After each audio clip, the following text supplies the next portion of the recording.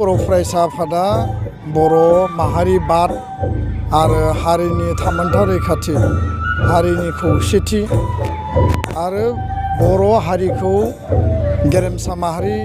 हिसाबै बड'फानि आदर्शजों दानायनि जि मोनसे मोन्थोर बेखौ लागाम हमनानै जोङो खामानि मावगासिनो आरो बे बेलायाव खुनु कमप्रमाइस बा आपस गैया। भारत उदांस्रिनि उनाव भारताव गोबां राजखान्थि दोलोफोर जोनोम जादों। बे नेशनेल पार्टियानो होन रिजनेल पार्टियानो होन सिमाल्टेनियासलि आसामनि लेभेलावबो बे एखे परिबेसखौ जों नुयो आरो BSc BTC बा दा BTR सिक्स सिडुल काउन्सिल जानाय लोगो लोगो काउन्सिल जिहेतु मोनसे एडमिनिस्ट्रेसन आरो मोनसे पलिटिकेल जि मोनसे एरेन्जमेन्ट बे लेभेलखौ सालायनो थाखाय रुलिं आरो अपोजिसन बे थासारिफोरखौ जोङो गोदोबो नुदों आरो दाबो नुगासिनो दङ। दा बाथ्राया जाहैबाय मा जे बिसायख'थि फैगासिनो 2024आव बेनि उनाव 25आव फैगोन 26आव फैगोन। बे मोनसे बिसायख'थिनि सिगां राजखान्थि हान्जाफोरनि कुचकावाज माने जयनिं एवारनेस प्रग्राम रेलि गेदारिं गोबां बेबायदि बिथांमोना एक्टिभिटिफोर खालामो। जाय एक्टिभिटियाव बे मोनसे हान्जानिफ्राय बै मोनसे हान्जायाव बिरलांनाय बा थांनाय बै हान्जानिफ्राय गुबुन मोनसे हान्जायाव फैनाय बे हान्जाया मोनसे हान्जाखौ बुंनाय मोनसे हान्जाया मोनसे हान्जाखौ बुंनाय रुलिंआ अपोजिसनखौ बुङो अपोजिसना रुलिंखौ बुङो। बे मोनसे डिबेट डिसकासन आरो क्रिटिसिजमफोरा माने भारतनि डेम'क्रेसियाव गोदान नङा। इभेन जोंनि BTR बा BTC काउन्सिलावबो बे गोदान बाथ्रा नङा। बेयो मोनसे पुराना मोनसे ट्रेडिसन आरो बे ट्रेडिसननि गेजेरजों डेम'क्रेसिया मजबुत जायो। दा जोंनि बाथ्राया जाहैबाय दुलाराय बर' फरायसा आफादा जेखौ जों नोजोर होदों जे राजखान्थिनि नामाव गाज्रिसिन मोनसे परिबेस हारियाव जाहाथे डिभिजन डिभाइडेड हाउस बा हारियाव ओरैबायदि मोनसे सेन्सेसन लाबोनाङा जायनि थाखाय हारिनि जि मोनसे फान्डामेन्टेल जि मोनसे सेटआप मोनसे गामि जेराव मोनसे इउनिट अफ एडमिनिस्ट्रेसन मोनसे आनसलिक बा प्राइमारि बा मोनसे VCDC बा पन्सायत बे लेभेलाव जाहाथे हारिनि गेजेराव गावस्रा गावस्रि हारिनि गेजेराव मुं सुलायनाया माने एक्सट्रिम लेभेलसिम थाङा। जायफोरो नेशनेल पार्टि जायफोरो गोजामसिन पार्टि बिसोरनियाव दा मोनसे राजनितिक भाबै मेचुरिटि मोनबाय। जाय मेचुरिटिनि थाखाय बिथांमोना जि मोनसे डिबेट डिसकासन खालामा मानो हारि आरो समाज हिसाबै बेयाव खहा जानायखौ जों नुवाखै। एसे एनै खहा जायोब्लाबो बे रिपेरेबल। खिन्थु दिनै बर' हारियाव दानि जि मोनसे थासारि रुलिं आरो अपोजिसननि जि मोनसे क्षमतानि मोनसे माने फेर फाथिलायनाय बेयाव बबेबा नङा बबेबा लेभेलाव सोरबा नङा सोरबा हान्जाया बांद्राय एक्सट्रिम मोनसे हारियाव राजनैतिक आरो क्षमता केन्द्रिक मोनसे परिबेस सोनानै होनायखौ जों नुदों आरो जायफोरा अपोजिसनाव दङ बिथांमोनाबो संजमै क्रिटिसिजमफोरखौ खालामलायनांगौ। जायफोरा रुलिंआव दङ बिथांमोनाबो रायजो आरो हारि आरो समाज ओनसोलनि जौगानायनि थाखाय हाबा मावनांगौ जोंनि आपिला बे। दा बेखौ लानानै जोङो बेखौल' खावलायगोन जेसेबां जि कुचकावाज खालाया मानो क'क्राझार लकसभा समस्तियाव 2026नि जि MP इलेक्सन बे MP इलेक्सनाव हिरा सरनिया बा नब सरनियाखौ बे समाव दोननानै बा बेखौ बाहेर खालामनानै जातीय सार्थआव ओनसोलनि सार्थआव एकर्ड इमप्लिमेन्टेसननि सार्थआव दिल्लीयाव 543टा MPनि गेजेराव सासे बर' MP सासे ट्राइबेल MP बड'लेण्डनि सासे MP दैथायहरनांगौ जायनि गेजेरजों गासै भारतबर्षआव बड'लेण्ड ओनसोलनि बर'फोरनि बा आसाम आरो भारताव थानाय बर'फोरनि खोथाखौ जाहाथे बिथाङा बुंनो हायो। BTR एकर्ड इमप्लिमेन्टेसननि समस्ति बारायनाय सिट जि मोनसे एनहेन्समेन्ट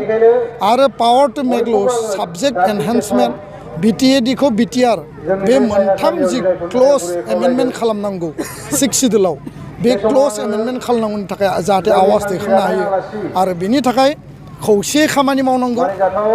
हान्जा हिसाबै गावबा गाव नोङो मबिलाइज खालामगोन एवारनेस खालामगोन जोंहा बुंनो गोनां गैया। खिन्थु बिजाथिया सासे जानांगौ सोर जागोन जों मिथिया खिन्थु कमन इन्ट्रेस्टआव सासे जानांगौ रायजो राजाया सासेखौनो सापर्ट खालामनांगौ जातीयनि सार्थआव बड'लेण्डनि BTRनि सार्थआव सासे मानसिखौ देरहाहरनांगौ बेखौसो जों आपिल खालामो। बिनि बिकल्प जेबो गैया। जुदि गावजों गाव फेर फाथिलायोबा 2014 जेरै जेनदों 19आव जेरै जेनदों सेम परिबेसखौनो जोङो रिपिट खालामनो थांगासिनो दं आरो बिनि थाखाय बयबो गोसो गोथारै गोसो गोथौयै साननांगौ बे बाथ्राखौसो जों खावलायो।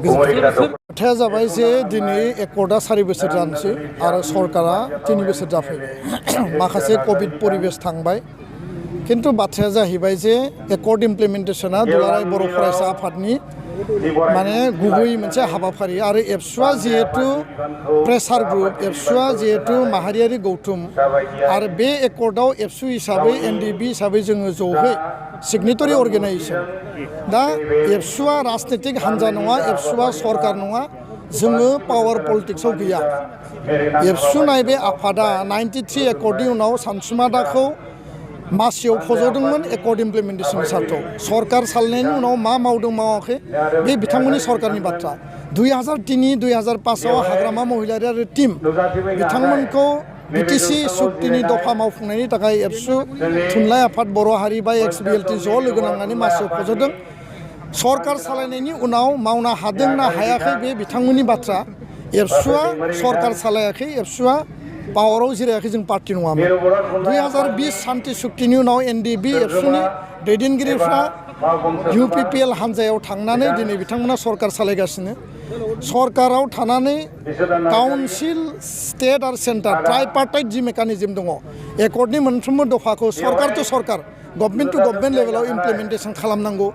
बा जोंनि इन्स्टिटिउसनफोरखौ फाउन्डेसन ले खालामनांगौ इनफ्रास्ट्राक्चार डेभेलपमेन्ट खालामनांगौ बे सरकार टु सरकार मेटार किन्तु सरकारा नांगौ टाइमाव भारत सरकार आसाम सरकार बेखौ मावदोंना मावाखै बा मावनायनि खामानिया बोरै सोलिदों टाइम बाउन्ड स्पिडि इमप्लिमेन्टेसननि थाखाय एबसुआ नारसिनदों प्रेसार होदों आरो टाइमाव मावफुङाबा आन्दलन खालायगोन होननानै जोङो वार्निंबो होदों दा बेखायनो सरकारा माने जि परिबेसाव थाया मानो सरकार टु सरकार बिथांमोना सावरायनानै मावनांगौ आरो एबसुआ गावनि स्टेन्डआव दङ एबसुआ सरकार सालायाखै एबसुआ राजखान्थि हान्जाबो सालायाखै दायित्वआ बेनोमोन हाग्रामाखौ खनसे मासियाव फज'नांगौ प्रमद बर' गबिन्द बसुमतारी बिथांमोनखौ मासियाव फज'नांगौ सानसुमा खुंगुर बसुमतारीखौ मासियाव फज'नांगौ जोंनि मासियाव फज'नाय खामानिया जोब्बाय आरो दा मावफुंनायनि बेलायाव बा बेसेबां मावफुंखो बिनि बेलायाव सरकार टु सरकार बिथांनि मेटार किन्तु जेसेबां मावफुंजाबाय एबसुनि प्रेसारनि गेजेरजोंनो मावफुंजाबाय आरो जिखिनि आद्रा मावफुंनांगौ दङ एबसुआ बेयाव प्रेसार होलांगोन सावरायगोन आरो टाइम बाउन्ड जायाबा गणतान्त्रिक पन्था लागोन बे बाथ्राया स्पष्ट